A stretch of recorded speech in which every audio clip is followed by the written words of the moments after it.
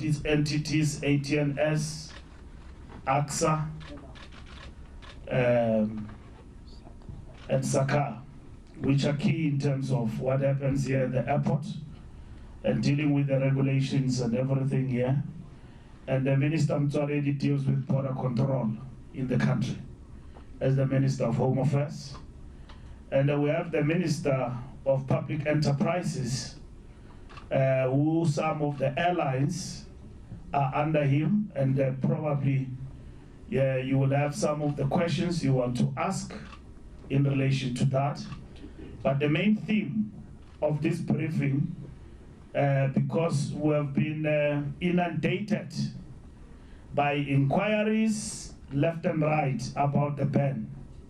We all know that every ban and anything that has happened in this environment is affecting the economy negatively and so on. But the inundated questions were not negative as such. It's for people seeking clarity on the implication of the ban on their travel and from where. And a ban is a ban. And that is what it is. It's not only South Africa that has imposed a ban. Many countries across the world have done that. In this instance, we have restricted it to certain countries that have been on the high list of the infected. So we are dealing with that in terms of this statement. Cabinet at its extraordinary meeting of Sunday, the 15th March 2020, declared COVID-19 a national disaster. Following the declaration of the disease as a world pandemic by the World Health Organization, aviation is one of the high-risk subsectors of transport, which enables high levels of mobility and by extension the rapid spread of the coronavirus. As a sector, we are continuously putting in place measures to mitigate the risks. Assessment exercises have been carried out across all our airports in accordance with WHO advisory to ensure that screening measures to limit the risk of exportation or importation of the disease are implemented. Since then, the airport company has procured and distributed masks. The Civil Aviation Authority has issued guidelines for infection control for all airlines, handling, and so on. We have dealt with that extensively yesterday. Of importance is the fact that Cabinet resolved, as announced by the Honorable President, that travel restrictions to the currently identified high-risk countries, including South Korea, Italy, Spain, Iran, Germany, United States of America, United Kingdom, and China. We are currently seized with the finalization of the regulations that will legally support the implementation and the enforcement of this regulation. We'll finalize these regulations by the end of business today, working with the following entities of the Department of Transport, SACA, Civil Aviation, AXA, and the ATNS Airport Traffic. These regulations will then be gazetted tomorrow, like we announced in the media briefing of Cabinet Ministers yesterday, that as of the 18th, the travel ban in terms of the declaration, by the President, or as announced by the President, will kick in tomorrow. So these regulations will then be gazetted tomorrow in a special gazette. The regulations provide for a ban of passenger air travel from the countries listed above. They will provide powers for the aviation entities to have the power to prevent, decline, authorizations for aircraft to land. The applicable laws provide for the Minister to consult the aviation entities in the drafting of such regulations. I've directed that the staff of the Department of Transport and those of the entities should work tirelessly to complete this work by tonight, to enable us to implement the ban as announced by the President. Once the regulations are gazetted, the ministerial order will be communicated to AXA and the other entities for implementation. with the effective date indicated and included therein. Official communication will be made in line with the relevant protocols by the entities to all affected countries and foreign nationals. The exception to this rule will be the diplomats serving in South Africa in line with the provisions of the Vienna Convention. This will be treated the same way that returning South African citizens are treated, but can't be refused entry back home. In anticipation of the implementation of these regulations and the enforcement of the travel bans, the entities in aviation have now finalized their implementation plans. The Department of Transport has reviewed these plans and approved them.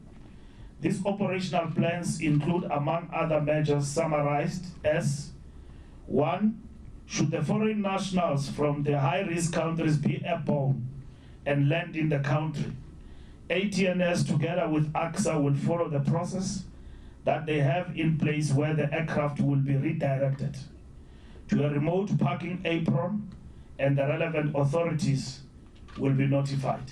Meaning, if there is anyone from the countries that have been banned actually found in one of the aircraft, this will actually apply. 2, in a case where some of the passengers from high-risk countries arrive in South Africa connecting or transiting to other neighboring countries, the airport authorities, Port Health, together with the immigration team, will conduct a robust assessment and do a thorough travel history checks to implement quarantine where required. 3, it is important to note that all South African citizens returning from high-risk countries, Port Health Services will conduct health checks, including the clinical assessment and quarantine. And part of this work has already been happening. If you are at this airport, you're coming from outside, you will see Port Health workers at work in terms of our airports. 4, charter operators will be rerouted to international airports that have the Port Health capability to manage a suspected case. The following international airports have the necessary capacity and will be ready to handle charter flights.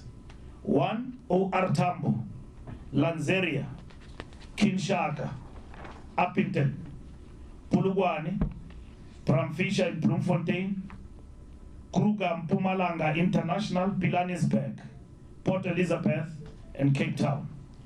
It is very important to note that the biggest denominator on us implementing quarantine will be based on travel history, not nationality. This process also deals with stigma issues that should be eliminated from this process. This is time for solidarity, not stigmatization. Since the travel ban announcements, some of the airlines have already started cancelling their scheduled flights and have notified the affected passengers accordingly. I will now give over to Minister Mtsoaledi to speak on border control. Can you give me my notes, dear? Yeah, thank you very much, Minister. I think... Yeah, continue. Yeah, there is really nothing new more than what we have said yesterday, but there are 2 issues which the President has announced which affect the Department of Home Affairs. Firstly is the closure of borders, and secondly is to deal with the issues of visas from the countries that have been named, which Minister Mbalula elaborated upon. Now, let me start with borders. As you know, South Africa has got 72 ports of entry, 53 of which are land ports of entry, 11 are airports, which he has also enumerated here, and 8 are seaports. Now, when we closed, we looked at all of them one by one individually. I mean, when we talked about closure, none of the 11 airports are going to be interfered with. They are going to work as they normally do.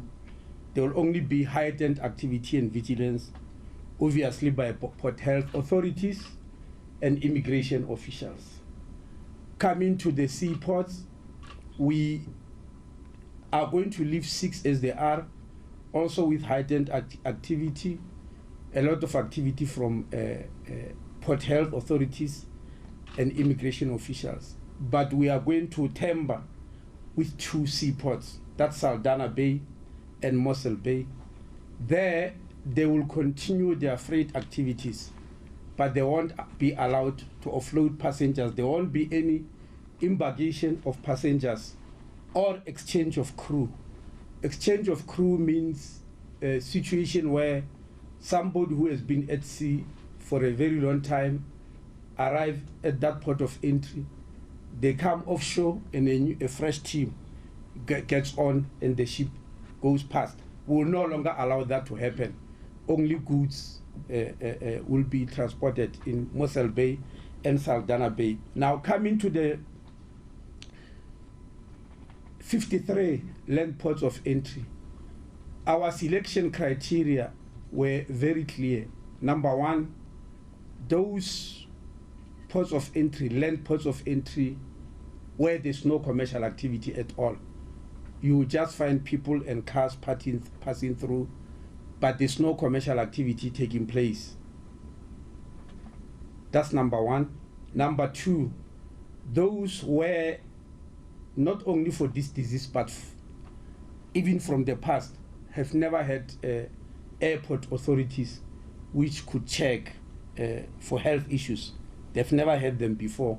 When you go to those ports of entry, you just find Home Affairs official who stamp passports, and you find SABS, South African Police Service, and nothing else. Those are 35 in number, and those are the ones which actually we have already closed them. I'm no longer talking about we're going to. We have already started closing them, and today our signing letters to the ministers of our neighboring countries, after having spoken to them yesterday, by the way, because one have to inform them. So out of the 35, out of these 53 ports of entry, the biggest number we have got is with Botswana. We've got 17 ports of entry with Botswana, and we'll allow 5 of them operational. I hope I'm not missing my numbers, speaking from the, yes.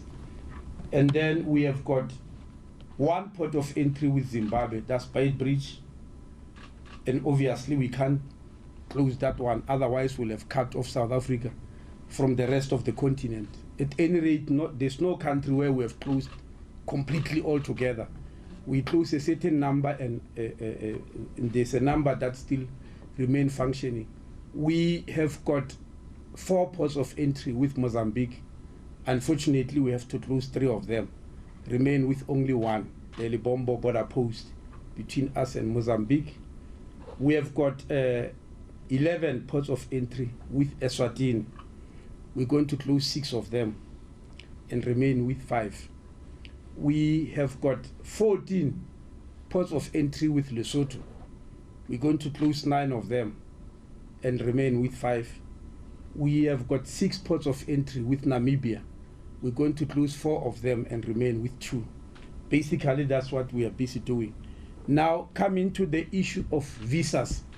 When we checked immigration laws, we found that to ban travelers from the countries that were mentioned by the president, the only mechanism you can do so is via a visa. You can't just tell somebody, don't come to South Africa. We have got to do it via visas. Now, many of you might have noticed that most of the countries that the president has mentioned on that list, there are only 2 countries that used to need visas to come to South Africa. It's China and Iran. The other countries mentioned, Italy, Germany, France, USA, UK, they were all, South Korea, Hong Kong, Portugal, they were all coming visa-free in South Africa. Now, what we have done is, starting with China and Iran, the visas we have already issued, and from January to, between January and February, excluding March, because in March the embassies were already closed anyway. But during that time when our embassies were still open, in January and February, we had issued 8,000 visas, 8,000 plus to China, and we are having to revoke them. In other words, the people who are still holding those visas, who have not yet visited, we are going to revoke them. For Iran, it's about 425 visas, which we have issued in January and February. We are going to have to revoke them. Now, the other countries that were coming from visa-free will have to start applying for visas. That is UK, Germany, France, Italy, USA, UK. For Hong Kong, Singapore, and South Korea, because they are, South Korea is not part of those. Those who are of medium risk, yes, I think it's Hong Kong and Singapore. I'll check the third one. We are going to also ask them to apply for visas, but specifically, not to deny them entry, but specifically in the visa requirement, we want a certificate that they've undergone a test and they were found to be coronavirus free in those tests. If they present that certificate as part of the visa application, we'll certainly allow them in. The other countries, they will have to apply for visas, and as Minister Mbalula have said, depending on the history where they have been and not nationality. But we know that obviously British people have been in Britain most of the time. German people have been in Germany. So it will more or less correspond. But we won't necessarily chase you just because you are a German. If you have not been in Germany, you have been in South Africa or in Kenya or another country, we won't chase you simply because of your nationality. I think that's what he meant. But that will be defined when they start applying for passports. Yes, thank you very much. Yes, the countries which I said I didn't correctly mention the third one, where they will apply for visa specifically for the requirement to produce a certificate, is Portugal, Hong Kong, and Singapore. Yes, those ones, we want them to apply specifically because we want them to provide the certificate. Once it's provided, everything is clear. But the other countries, South Korea, Spain, Germany, United States of America, United Kingdom, they will have to apply for a visa and will have to grant it. If we don't grant it, then they cannot come. Minister Mbalula will have decided whether the planes from there must land or not. If they land from any other plane and we check from the passport and find that they are from those countries, then they won't be allowed visas, they won't be allowed in. Thank you very much. Thank you so much, Minister. I'm going to ask for assistance moving the microphone so that we can hear from Minister Pravin Gordhan, please. Essay and the colleague, I don't know if you can move the media mics there just for a second. Thank you very much, colleagues. I'm supposed to be the choir boy. Give them some backup. That's okay. I don't have as important set of things to say, but good evening to all of you. Of the high-risk countries, if I'm right, Germany, US, UK, and China have direct flights from their respective countries to South Africa. So these entry requirements and visa requirements are those that apply to those airlines, and they'll have to take the necessary precautions in that regard. In relation to the medium-risk countries, Hong Kong and Singapore, Hong Kong through Cathay Airways and Singapore through Singapore Airlines, also have direct flights to South Africa. Now, the importance of this is that every day, in fact, every few hours, airlines throughout the world are making decisions about whether they are sustainable, whether they should continue to fly. Many airlines that are global in character and nature have grounded more than 50% of their planes. Some are thinking of increasing them to 60% and 70% as well. And as far as SAA is concerned, and of course you know that SAA is in business rescue, they've been getting requests as of the last few days to actually consider taking on passengers from some of the airlines that fly directly to South Africa, which means that that's an early sign that some of those airlines might actually consider reviewing their position as far as flying to South Africa is concerned. SAA itself flies to Frankfurt, Munich, London, New York, Washington, Perth. I think Hong Kong they don't do anymore, in Sao Paulo. And each of those will also be under review. But what we need to emphasize to the South African public is that airlines throughout the world are in huge financial difficulties. European airlines have asked for over 50 to 70 billion euros of the EU to support them to survive. US airlines have asked their government $50 billion in order to survive as they understand their problems right now. And some predict that the airline industry in its current form won't be existing beyond May this year. So that's the kind of difficulty that the coronavirus or COVID-19 has actually created. The last point I want to make is that there are South Africans who are in various parts of the world who want to come back to South Africa, and they are citizens of countries that I've outlined and others who want to get back to their countries. So whilst these bans take effect on the 18th, the repatriation process, both here in South Africa and elsewhere in the world, will happen for a few days beyond that period, well, and possibly into next week as well, to ensure that, for example, South African citizens who want to come back into South Africa are able to do so, but similarly citizens of the UK, US, or Germany who want to get back to their home countries are able to do so as well. So this repatriation process is an important process that's taking place at the moment. Thank you very much. Thank you very much, Minister. All right, ladies and gentlemen of the media, we're absolutely spoiled for choice today. We not only have the three ministers, we also have Directors General here. We also have the Deputy Minister, the heads of the various entities concerned. So the questions may be directed at a particular politician, but may be fielded on an operational level by any one of the CEOs who are with us this evening. With that said, let's open up for a round of questions. I'm going to ask DM that you please slide me the microphone that's right there. Let's take it to the floor, and I think Betty can assist us with the roving mic. Thank you very much. Colleagues, you know the drill, name and media house, and then you shoot. Thanks. Malu's right here in front. Perhaps let's start with Mbalula. Thank you. Good evening.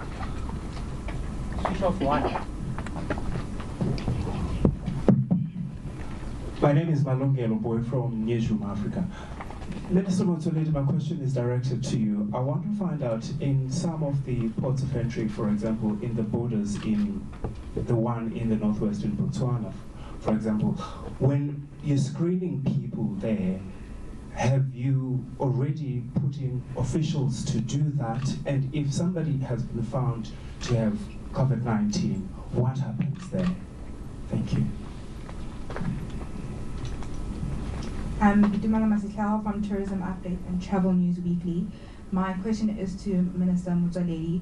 In terms of the visas and the visas that are being revoked, what happens to the foreign nationals who are already in the country or from high-risk countries? How will they be able to get home, and will they be able to renew their visas, or will they be given a certain period of time should they have trouble getting back home?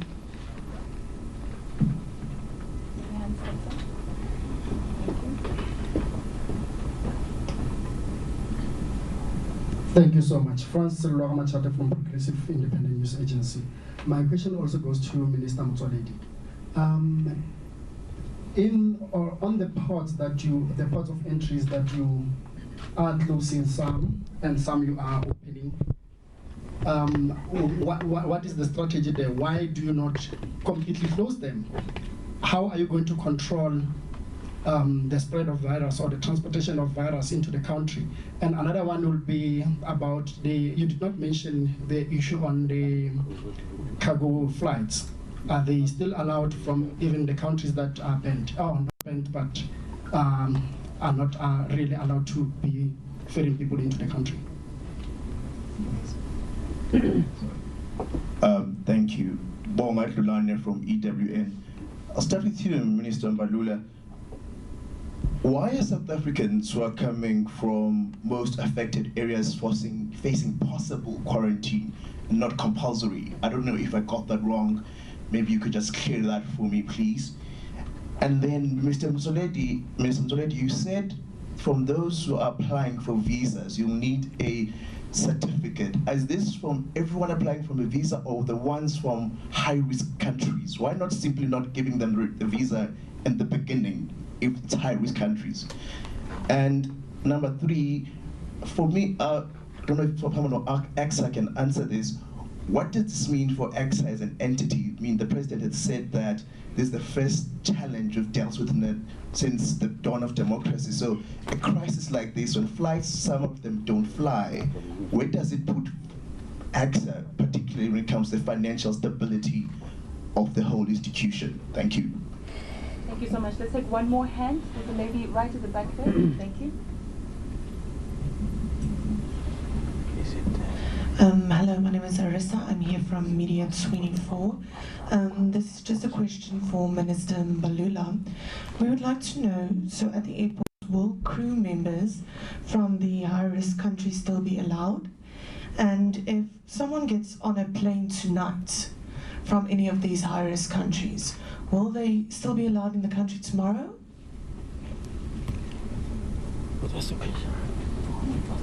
Thank you so much. Okay, is my mic on? One must be off. Oh, there we go. Thank you so much. I think perhaps we should start with you, Minister Motsoaledi. The bulk of the questions were directed at you, sir. Earlier, but later, everybody has good questions. Thank you. Thanks, Manu. Yes. Yeah. Yes, let me start with a question from Malungelo Boy. The people who... Sorry, Minister, I'm going to ask that we give you a handheld as well, because we're going to struggle to hear you. Yeah.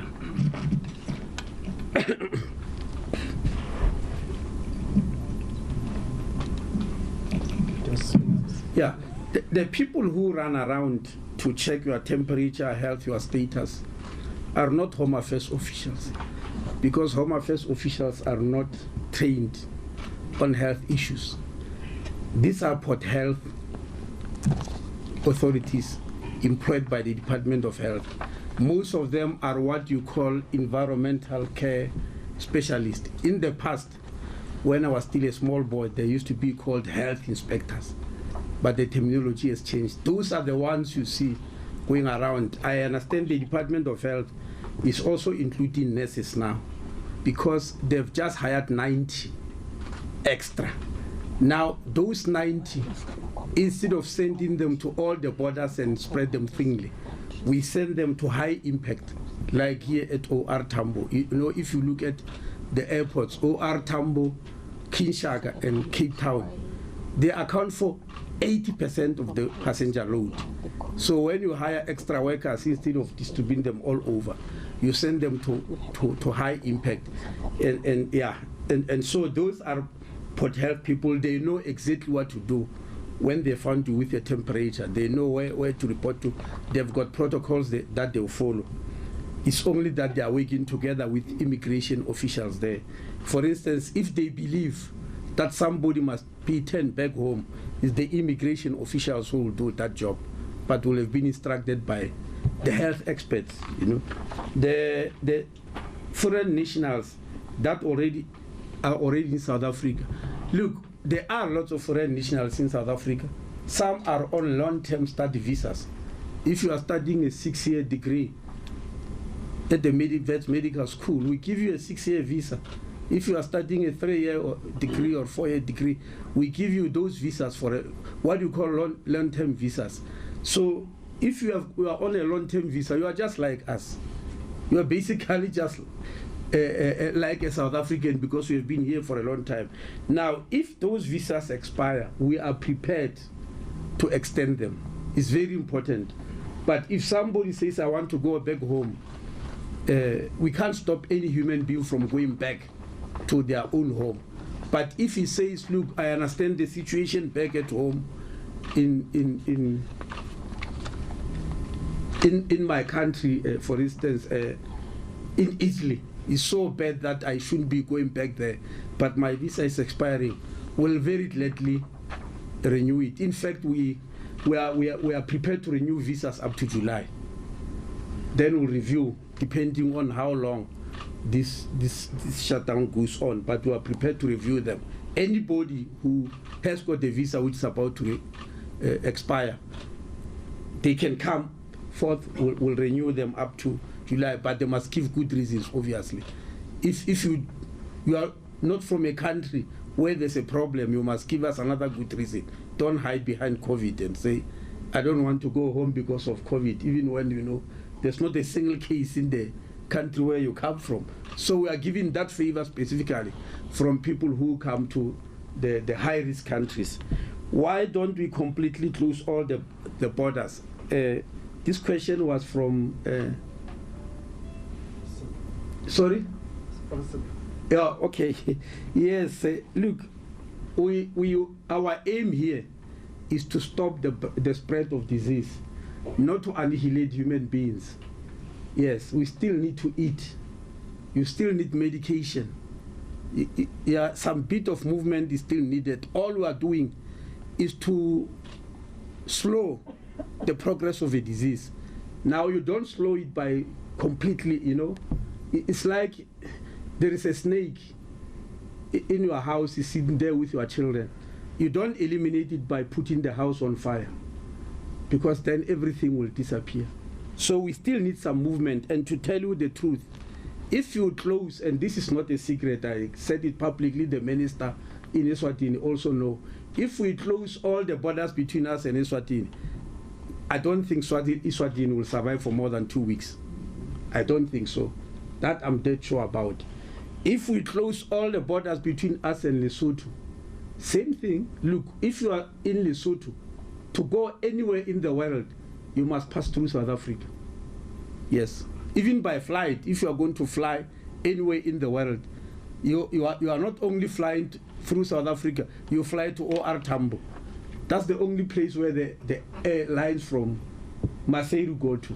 The same as Eswatini. So we still want to be left with those which are doing trade with us. And we've achieved the goal, because this virus is not necessarily carried by goods or freight. It's human beings.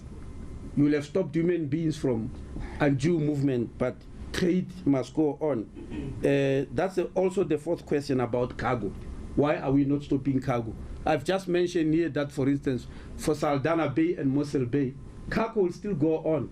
What we are interested in are people, because it does not necessarily follow that cargo is carrying this virus that will survive there for that long. Now, the issue of certificates of health, why do we need certificates from them? We are trying to show the difference between countries. Portugal, Hong Kong, and Singapore are medium risk. They are not like the others I've mentioned. They are medium risk countries.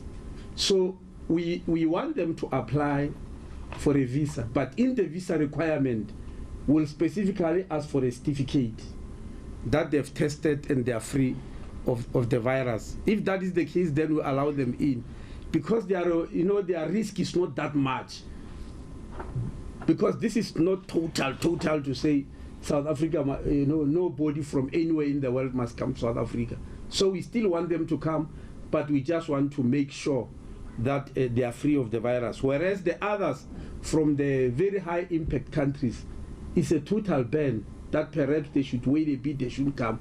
And the only way to make them not come is through a visa, that you demand a visa, and if you don't want you to come, we'll deny you the visa. That's basically why we issue visas to those. Thank you very much. Thank you so much. Minister Mbalula, Speak first. no problem. Colleagues, again, we're going to play musical microphones. Can we move the mics, please? Thank you. The ministers here present, Deputy Minister and DGs and CEOs.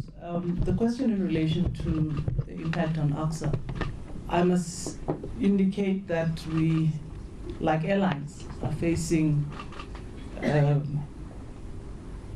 and global aviation generally are going to face significant reduction in revenues. Our business as AXA primarily depends on aeronautical business and non-aeronautical. On the aeronautical, we are already seeing declines. The travel bans will only make the situation worse. But in essence, we all around the globe are estimating significant decline in just global aviation. And we who depend on those revenues will suffer the first fall. The second is non-aeronautical revenue, which is our parking, our shops, retail, and other facilities that we provide at the airport.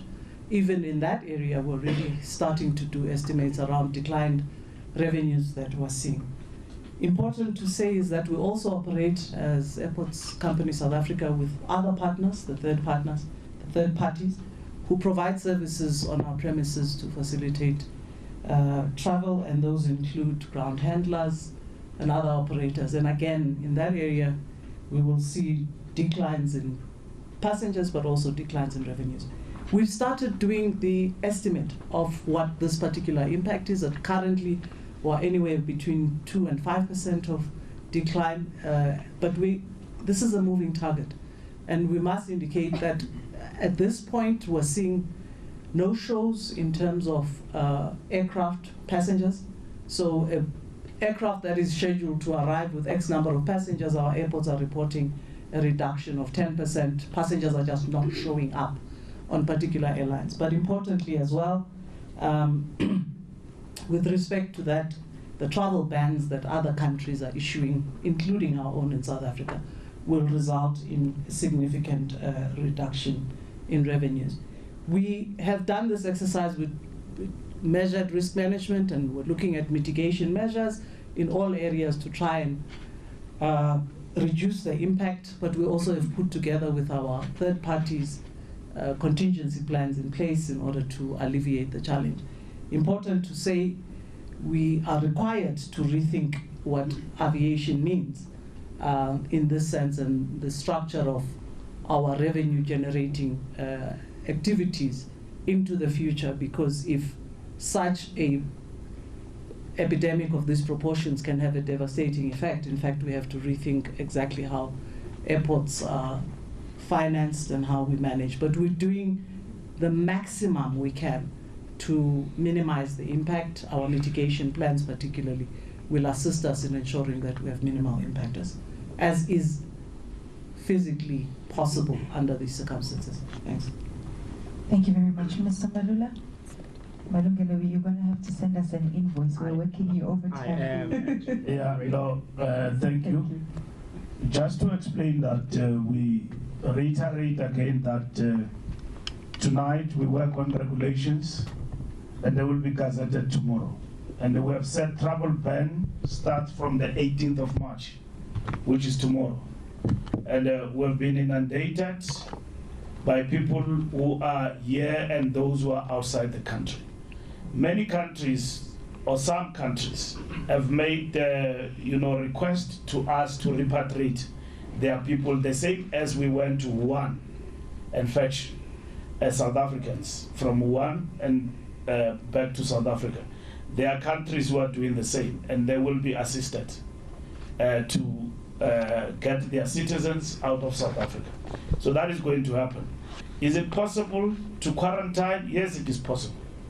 And the Department of Health can elaborate on that. We are dealing with the travel ban.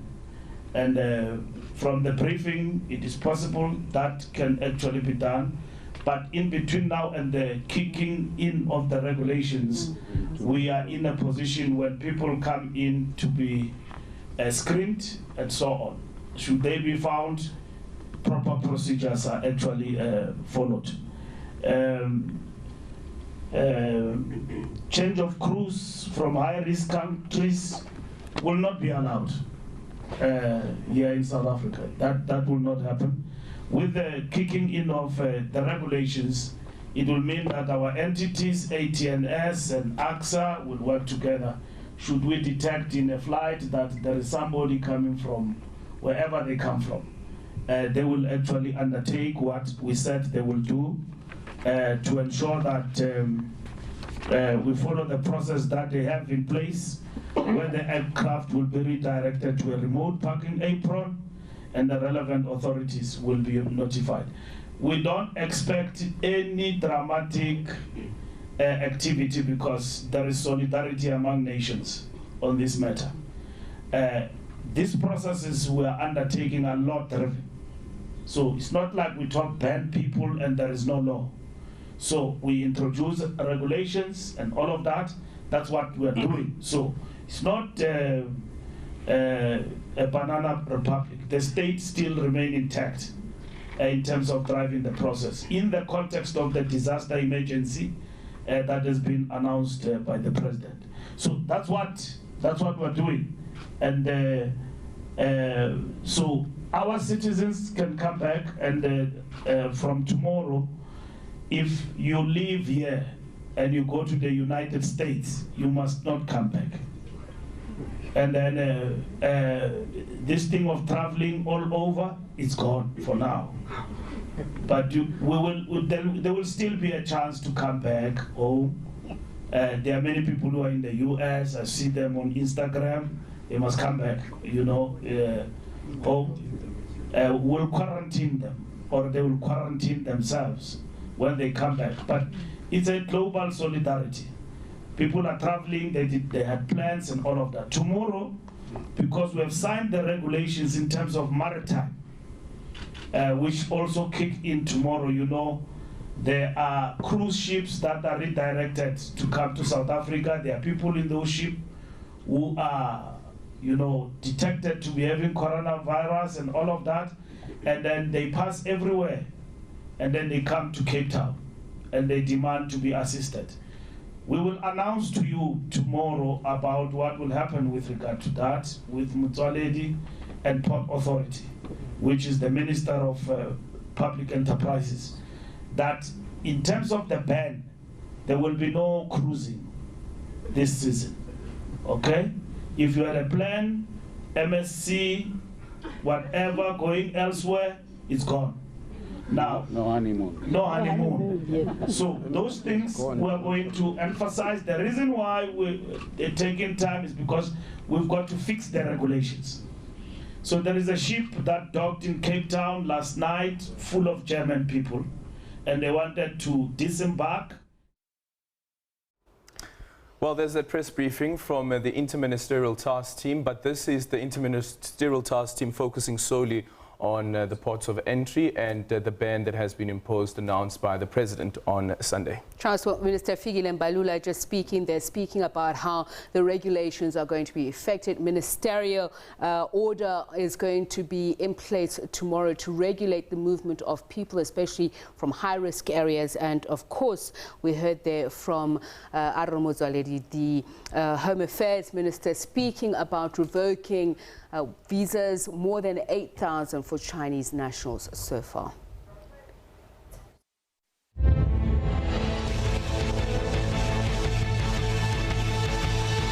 Here at the airport, the work that is being done, we wanted to take you through about what is happening, but most of you have said that you are enough. You have seen everything. You've got your gloves, you've got everything. We are happy about that. Everything is operational here, the airport, AXA, and all of that. We have announced that charter flights will be redirected to international airports which have got the capacity to receive them. So that's what we're doing. And we are happy with everybody, with the staff at the airports, and with the management of AXA, with ATNS, all hands on deck. Where there are weaknesses, we are able to regroup and basically close the gaps. So there is a war room functional in most of these areas. Aviation, you've got it. Maritime, we're consolidating. Because in maritime, it is port regulator, led by the Department of Transport, Port Authority, led by Department of Border Control, Mtswaledi, and then Navy and all of that in the maritime space. So we are dealing with that situation there, because when people get challenges elsewhere, they redirect to South Africa. You must understand that every day cruise ships pass, they don't stop, but because of coronavirus, if somebody gets coronavirus infected somewhere in the deep seas, they look around, they say, which is the nearest place? They say South Africa. Let's go hack Matorokis. They come to South Africa. Now, we are saying in South Africa too, we've got the regulations. No disembarkation, no cruise shipping, and all of that. Now, we've been saying these things, but you see other people insist that we must go on a cruise ship. It's not going to allow colleagues. Law will be enforced, because we know the consequences that come with that. So it is President have announced, we're operationalizing. That's all what we are doing. Thank you very much. Yeah, there is something I wish to say, if you allow me. Yes, oh, Malungelo, you think I go on? The election of duties now, Malung. Yeah, I just want to clarify this whole issue of closure of borders. By the way, we're not closing the borders only because we want to protect South Africans against our neighbors. We are also protecting our neighbors against ourselves. In fact, we are the ones who have got more of the disease than these neighboring countries. And it won't be a very good thing for the disease to start spreading from South Africa to our neighboring countries. So when we say we are closing so many borders, it's not for our own sake only. It's also for the sake of our neighbors. They also need to be protected. That's why the ministers in the neighboring countries supported us so much. The other thing I forgot to mention, in the 35 ports of entry,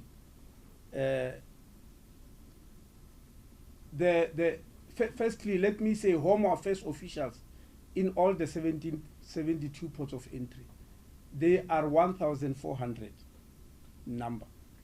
Now, in the 35 ports of entry, they account for only 90 of the Home Affairs officials. Now, when you close them, it means you have got 90 extra hands in the remaining 18 ports of entry. For instance, in Beitbridge, which many of you and the members of the public like complaining about, there are 124 officials from Home Affairs. We are going to send 20 more from these borders which are closed, because then it means Beitbridge might be a little bit busier. So we are going to send 20 more people. Now, Port Health has informed us that out of the Port Health officials that are there checking temperatures, they've hired 90 extra. And I think they said they were starting their work yesterday. Throughout the whole week, some will be taking over. So those Port Health workers will also be redeployed to many of these ports that have not been closed, so that we have got more people to try and check whoever is coming in. Thank you very much. Thank you so much, ministers. I know that we're pressed for time because you're Cape Town bound. Minister alluded to the fact that we're focusing on maritime tomorrow, so we need to make our way to Cape Town. Is it safe to say that we can conclude? Yes, please. They can leave. I can remain alone for the whole night. Because I'm not going to Cape Town tonight. Okay, we did make them wait, so I think let's allow for an extra round of questioning. I was mindful also because I know that they need to go and file, but it seems that they are 1, 2, 3, 4, 5, 6, 7. Haibo. Okay, I think let's allow for the last round of questions. Okay. Thanks so much. We'll be fast this time. Minister Mtswaledi, 2 questions for you. From Morisani Sitole from SABC Radio News. Minister, question number one, I'd like to know about the UK visa. Is it going to be permanent? Because we also have to pay to go to them. Is it going to be the same? And then number two, it's about one of the border posts in Limpopo that I would like to ask about. If you recall very well, majority of the ZZ2 workers come from Mozambique, like more than 80%. And they use that border post to send food and all these things. Did you consider such? Because it seems like we're going to be making people starve on the other side. Which border post? It's Pafuri or Pafuri. Yeah. Thank you. Right behind you. Thank you. Hi, Nombelo Chilibira from News 24. First question for Minister Mbalula. Do we expect domestic travel to be affected? One, and are there measures in place to restrict travel internally? And the other question, last question is, will there be any other repatriation efforts like the one that happened from Wuhan?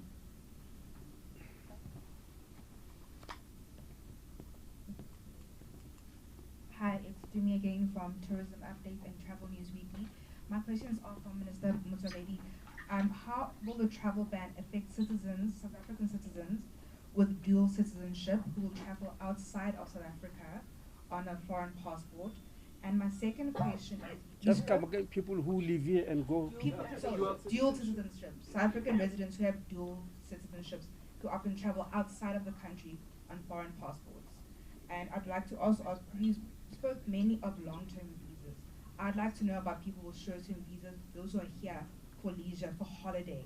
How will they be affected? I know of 2 people who have to go back to their home countries.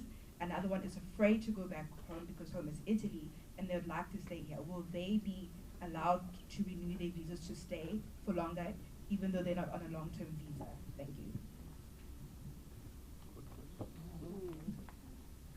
Good evening, it's Zina Talia from Salam Media. My question is for Minister Mbalula.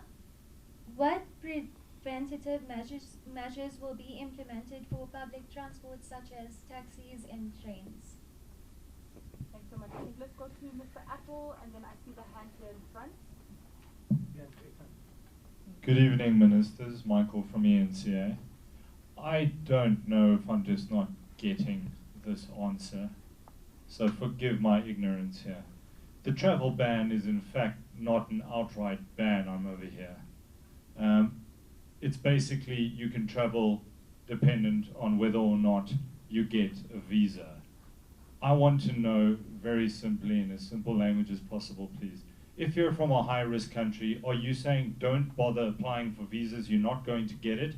Or you can get it dependent on whether you give us a medical certificate which says I'm corona-free? And Minister Gordon, is SAA flying to any of these high-risk destinations? Thank you. The hand with the blue glove, and then right in front with the brown jacket, and then I think we're good to go. Thank you. Bonga Lulane from EWN again. Partially covered by Michael, but maybe I should rephrase it like this. Mr. Mbalula, you said something about, here, sir. When people are found in a flight, I don't know if I misunderstood you, and if they didn't declare or said if they are from a high-risk country, the plane will be redirected, or people who violate the ban will be redirected to somewhere where the government has, you know... You want to explain that? Yeah, where some government has, yeah. So I just want to get clarity on that because we want to report ineffectually on this issue. And Mr. Gordon, also touching from Michael's questions, SA is at a precarious position as it is right now. You've alluded to that. When you're saying direct flights, you're reviewing those issues. What does that mean exactly? Do we mean we have a decision in the next week, or are you dependent on the high risk or the international airlines that do have direct flights with South Africa regarding if they can or cannot come in the country? Thank you. Last question. Hi, good evening, Ministers. Mathilde Boussion for the French TV5.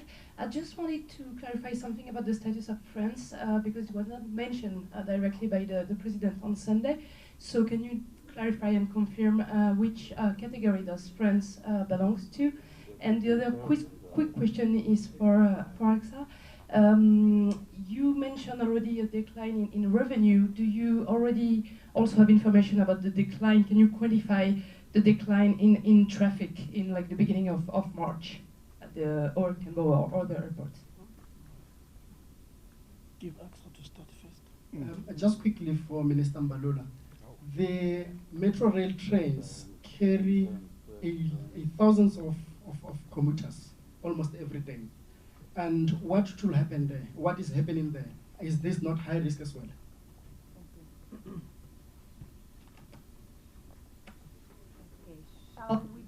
Shall we begin with AXA ministers?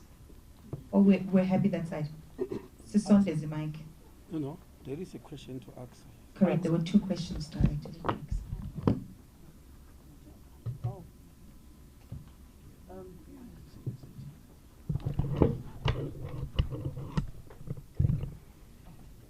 Thank you for the two questions. The first one relates to domestic travel internally.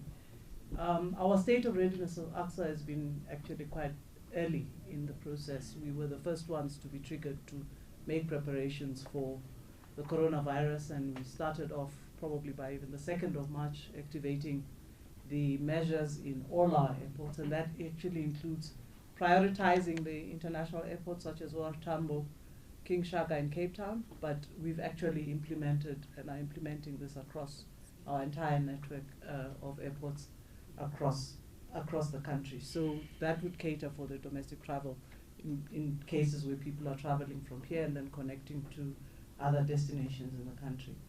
The second issue about estimates of decline in traffic, we've got some estimates which we can't consolidate the figure because in essence there's, as I indicated earlier, we have a bigger problem of no-shows. So that even if airlines are scheduled to arrive, in certain instances we're not always getting the accurate number of passengers arriving. So that's just a moving target. We're collecting the information, but as we go along, we'll probably be able to give a clearer picture, let's say by month end, around the direct impact on traffic for a slightly longer period than daily. But we've got figures and we just need to consolidate them into comprehensive. The no-shows are done daily and we're getting daily reports because that's easy to do on no-shows. But we'll consolidate that and provide it to you at a later stage. Thanks. So we'll move from left to right. I think the one point that we need to emphasize, both on the aviation side but elsewhere as well, we at the beginning of the epidemiological curve. In other words, this situation in South Africa and in other countries as well is going to evolve every 24 hours.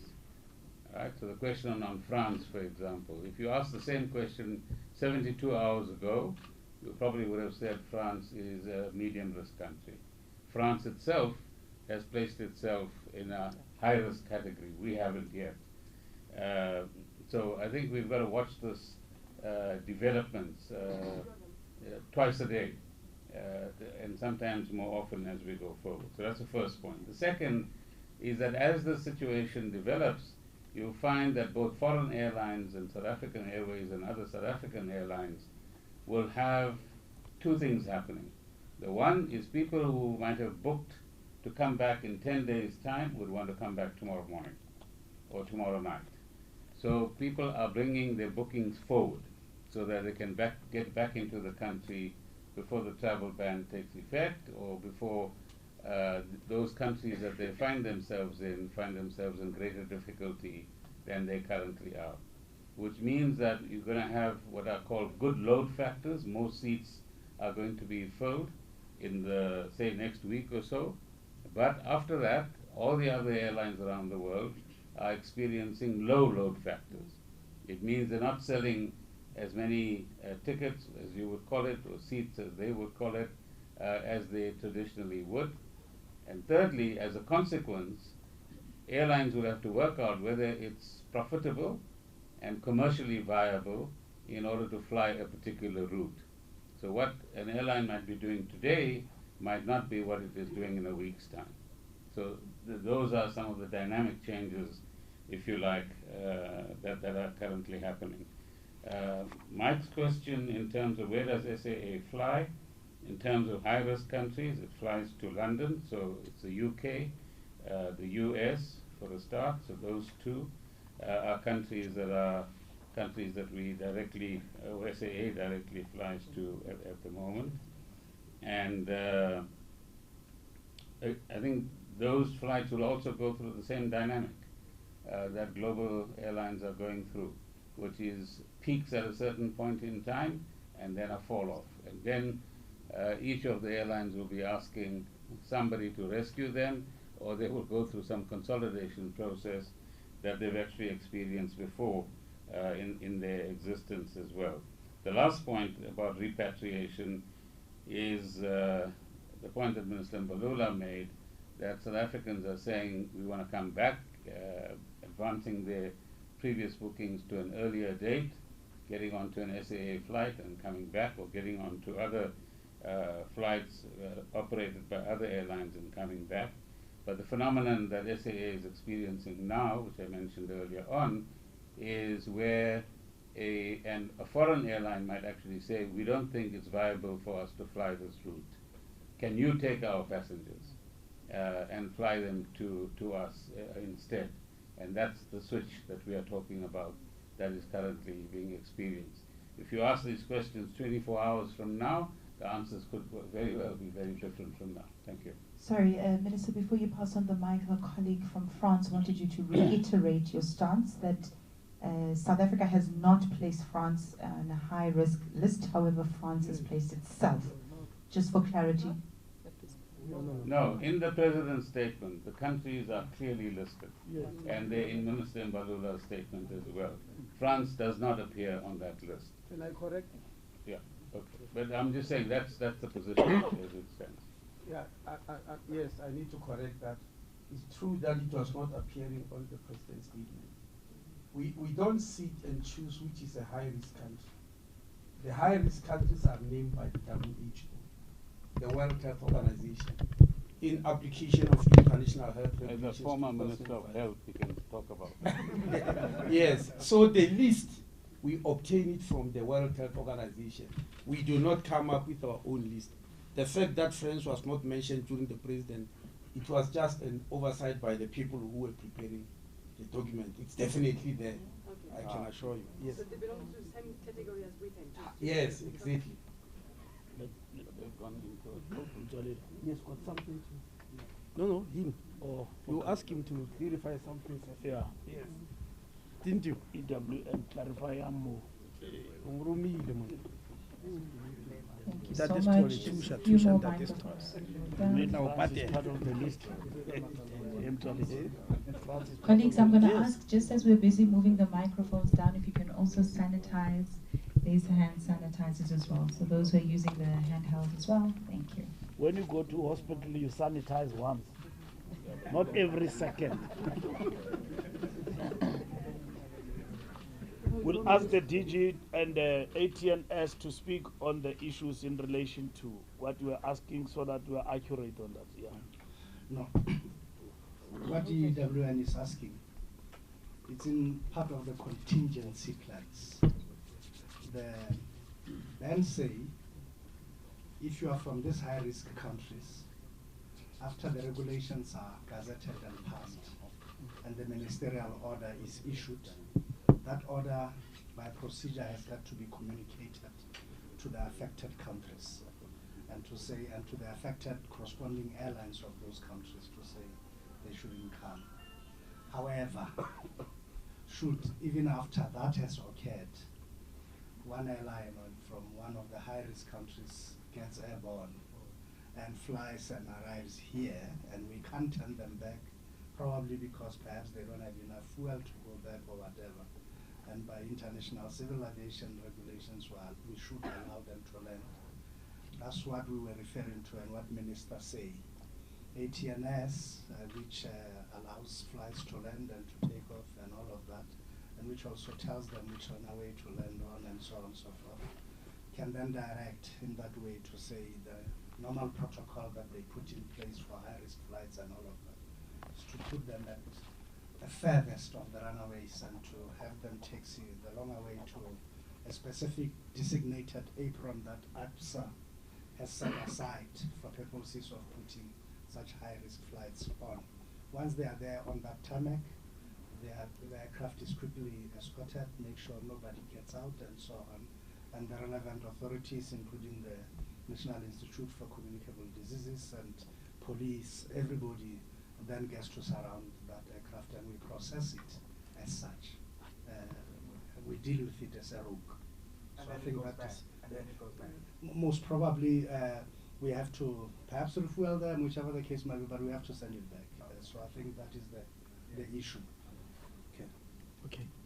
Yes, thank you very much. The first question from Ndade Stoll about whether this is permanent, about UK, because we also go there with visas. Nothing we are doing is permanent now. We are fighting a disease. The president might stand later on, I don't know, in a month or a week and say, you know, all, yes, and they say the war is over. And in that case, it's Marumo Fasi. Now, I know why you are asking that question. You are asking a question because of the principle of reciprocity. You know, where one country give you a visa and you reciprocate. It works like that in theory. In the real world, it doesn't work like that. It's not food. Yes, you may reciprocate to one country and get injured or injure yourself, if you know what I mean. The reason that I'm saying so is not because of being a coward. When you decide whether to give a visa or not to a country, you look at three things. You look at the sovereignty of your country and the security of the people in that country. But you also look at the developmental needs of your country. You might be chasing sovereignty and security, but curtail developmental needs of your country, which is also not good. And the third thing you look for is for the stability. If I take this decision, will there be stability in my country, or will something start getting unstable? Once you decide those, and the manner in which you mix these three is not straightforward. Then you decide. So Britain, UK, not Britain, UK has demanded visa from us. They were not demanding them before. They demanded because they argued that our passports were easily forged and all that. We have changed. We are now producing a very strong passport, by the way, very safe and secured. We will apply to them to see if they can unban us. But now we are doing it to them, not because we are reciprocating their ban, but because of the disease. Yes. Now Pafuri, unfortunately, there are going to be inconveniences. Not everything we're doing we like. But Pafuri is one of the border posts that when we check them against our two criteria of no economic activity through them, no port health presence, it was one of them, and that's why we had to close it. Now, there's a question from News 24 whether there are going to be any more repatriations like Wuhan. At the moment, I'm not aware of that. I'm in the committee, but I don't think it's in the pipeline. We have never heard about it. If there is such a thing, it will be communicated. The South Africans who travel with two passports because they've got dual nationalities, if they come here and they are from one of the high-risk countries, they'll be handled like a person from that high-risk country. Yes. If they are carrying the passport here and they say, now I'm going to that other country to which I'm a citizen, you can't stop a person from going to their home. They will come, but when they come back, we'll handle them like a citizen from that country. Yes, that's how we'll do it. The short-term visas, I've already explained when somebody asked me what about the visa which expires, and I said we are prepared to renew them. And I was just giving an example about long-term visas, basically. But even short-term, if somebody say I come from Italy, I don't want to go back, it will be unreasonable for us to say go, even when you know there are problems there.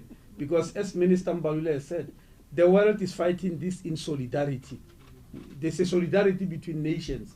And if one nation said, please keep my people there. By the way, China kept our people for a long time and kept them safe. And they are in Limpopo. They didn't say, go back home. They kept them safe. They quarantined them in Wahun. That's why they are all negative. And they are in Limpopo under quarantine. We are just waiting for 14 days. They were kept by China for us. So if another country asks us, please keep my people there, we definitely are not going to refuse. We'll do so. international solidarity. Mr. Appel, I think you are right, Michael. Maybe this issue is not very clear. Yes, the answer is if you come from the high-risk country, what word did you use? Don't bother about applying for a visa. Yes, that's what you said. That's like that. But the reason that we explain about these visas, we found it to be the only mechanism. It doesn't necessarily mean that when President Ramaphosa on Sunday was speaking, every person in Europe was listening. And they will know the following day. Or every person in the UK or every person in China. Even after the press conferences, even now as I'm sitting here, not everybody is listening. They may just wake up and go. But now we are announcing from now onwards, we will need a passport. I mean, sorry, not a passport, a visa, in order to track and see. We are putting a lot of fire walls in this war. For instance, one of the instruments we have, which many people might not have been aware of, is what they call the APP, Advanced Passenger Process. Yes, many people were not aware of that. I also became aware when I arrived in Home Affairs. When I was in health, I thought the only people who work during the night for 24 hours are health workers. I discovered that that's not true in Home Affairs. The people who are in the APP, they work for 24 hours. And what is APP? Any country, any flight, before it leaves any part of the world, to come here, just before it's airborne, they give us the list just before. It won't leave until we see the list and say, we approve of all these passengers who are here on the list. They can come to our country. The people who do that are APP, and they work for 24 hours.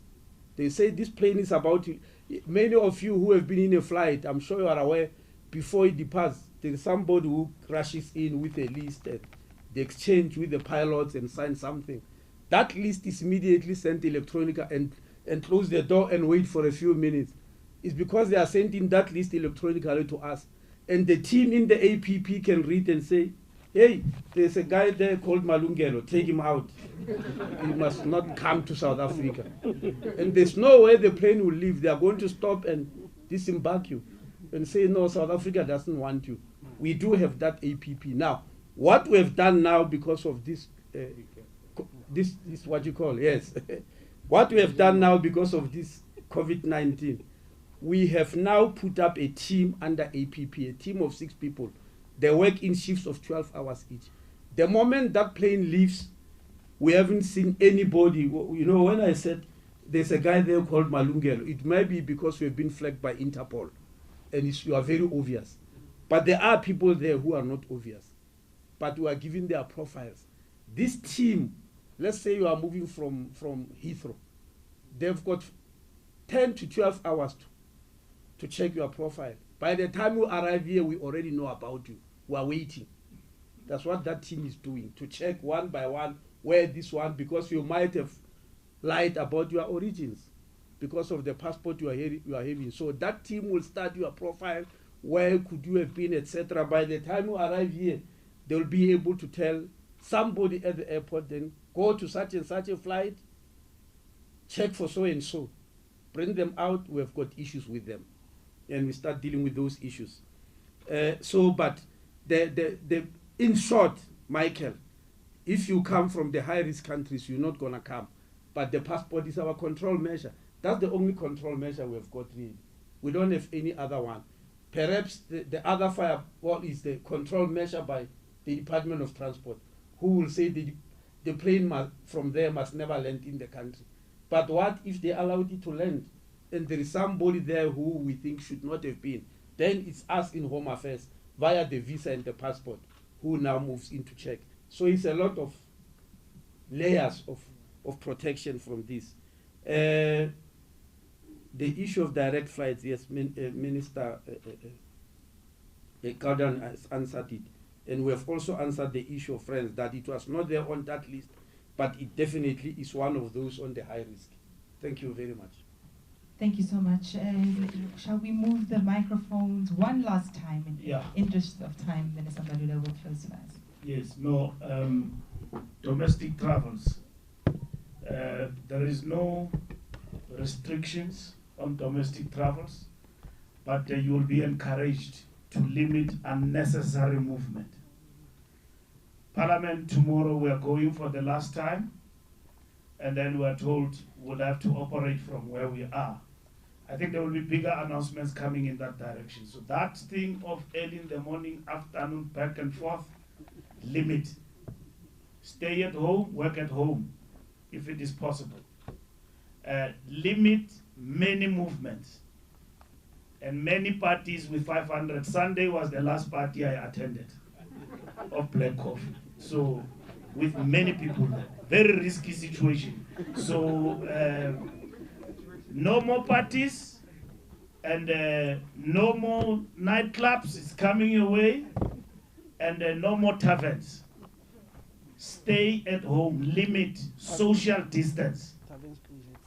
Yeah, taverns close at 6. Abantu baga 4 to 6, 6 to 6 is over. Now, we love these things, we love this life, but we've got to restrict ourselves in terms of this. So domestic travels, depending on the high risk of this, like Minister Gordon have said, nothing is static. Things change over time. There is a command center chaired by the president. He is clued up together with his ministers and those who are part of the command center, transport and all of that, to say, where are we? What is the state of affairs? The bigger announcements will come from that office of the president. All what we do as ministers is to operationalize and implement what is the command. And the commander-in-chief is the president of the country. And we need to be very ecstatic that how South Africans have responded to this. Very positive, taking decisions even before the drastic measures were announced. Decisions were taken, no to jazz festival in Cape Town, no to this and that. PSL took decisions. After the president, everyone is responding. So we're not at each other's throat. It's not a political issue.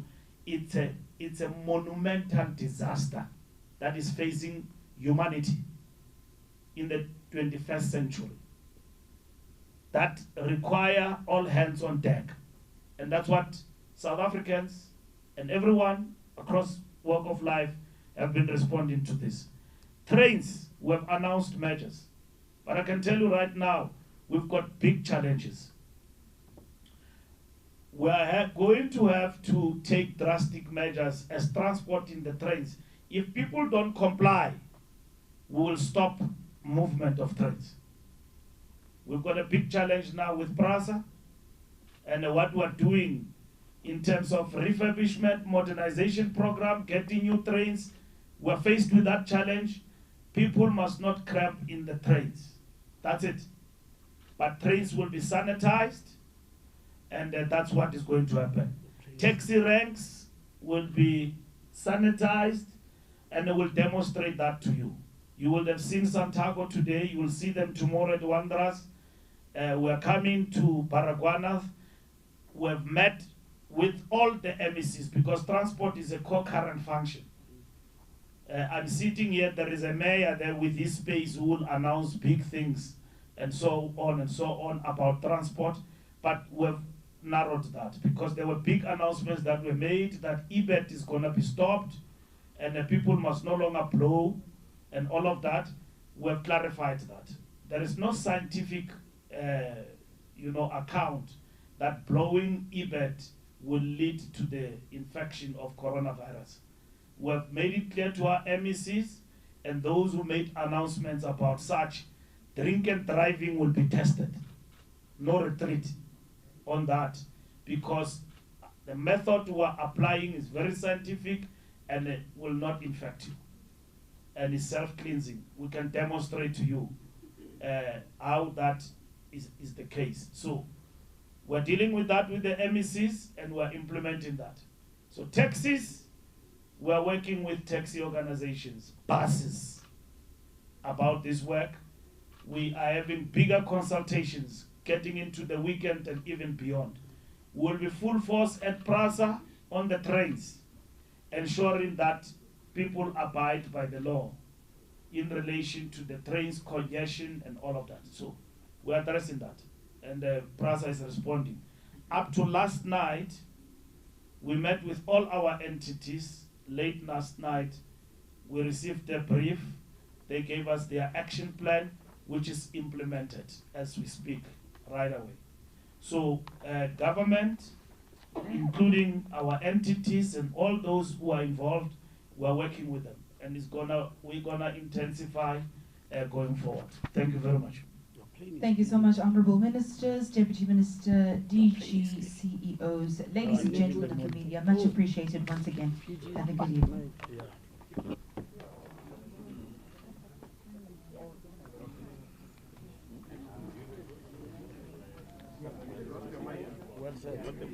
Thank you. Well said.